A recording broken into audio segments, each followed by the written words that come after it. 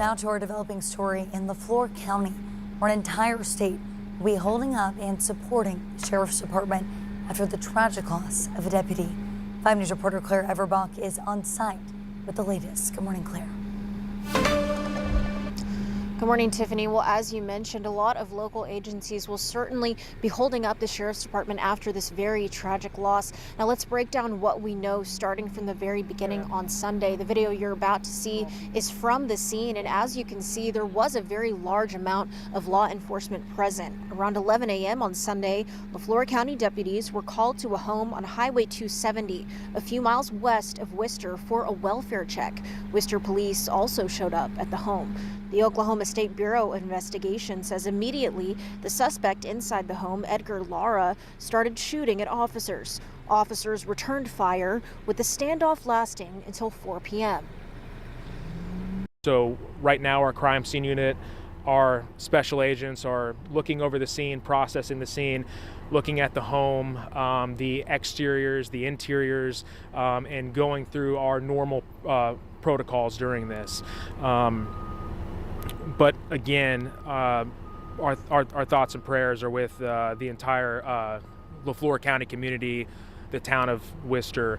There were no other subjects involved. Nobody else is at large, so the community is safe at this time. Investigators say that eventually Edgar Lara did surrender. He was treated for minor injuries at a nearby hospital, and he's now here at the LeFlore County Jail. We do anticipate there to be some sort of update today about the investigation, but we aren't sure when that will be. Of course, we will keep you updated here on Channel 5, on air and online, and we are working to learn more. There's still several questions that remain about this investigation, specifically why that welfare check was happening in the first place. Live in LeFlore County, covering news where you live, Claire Everbach, 5 News. Thanks for that, Claire. Well, multiple surrounding agencies have taken to social media offering and asking for prayers for those impacted. The Haskell County Sheriff's Office says that they are extending their thoughts and prayers to both departments during this difficult time. They say that they stand ready to assist in any possible way. And Crawford County, their Emergency Communication Center, says that they are lifting up that deputy, their family, and fellow deputies during this time, acknowledging the strength that it takes to answer the call daily. OSBI says the best thing that the community can do now is pray. Only this morning, we are learning an earthquake struck off of Japan's northeastern coast today with a preliminary magnitude of 7.5. This is new aerial video out of northern Japan. The meteorological agency warned that a tsunami as high as nearly 10 feet could hit in some areas. The tremor had an epicenter in the Pacific Ocean. This is all according to the JMA. The quake measured an upper 5 on Japan's seismic intensity scale, strong enough to make it difficult for people to move around. Well, the trial is set to start today for a man charged with capital murder. Gilberto Gordillo of Springdale is accused of killing 18-year-old Christian Alexander Rodriguez Barroso. This was during a fight back in 2024. Gordillo was one of 4 people arrested in connection with the shooting at Lake Fayetteville, and the only one charged with killing Rodriguez Barroso. Fayetteville police say that at least 4 others were injured in the incident. Gordillo has pleaded not guilty to 1 count of capital murder and 4 counts of attempted capital murder. A court document last month said the death penalty is off the table in the case. We are learning a Salsa, Oklahoma man was critically injured in a shooting in Texas over the weekend. The Rockdale Police Department says Kobe Ward was shot at Boogie's Texas Bar and Grill late on Friday night. Ward was taken to the hospital and was in critical condition on Saturday.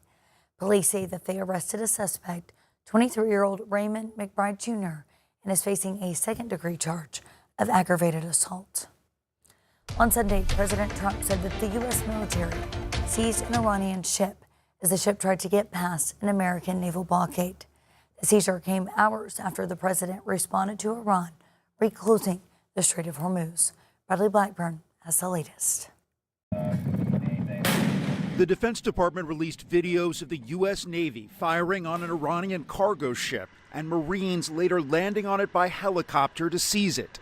On social media, President Trump said the U.S. military took custody of the Iranian-flagged vessel after it tried to get past the U.S. naval blockade of the Strait of Hormuz. Iran has slammed the incident, calling it an act of maritime piracy. The president also posted he's sending a delegation to Islamabad for more peace talks, while again threatening to knock out Iran's power plants and bridges if Tehran does not accept what he calls, quote, a very fair and reasonable deal. The president's prepared to escalate, to de-escalate. We are confident they will come to the table and finally give up their obsession with having a nuclear weapon. CBS News has learned Vice President J.D. Vance is expected to again lead the U.S. delegation. But so far, Iran has not committed to the talks, blaming the White House's excessive demands, frequent shifts in positions, and the naval blockade, according to Iranian state media. Over the weekend, Iran reversed course on the opening of the Strait of Hormuz.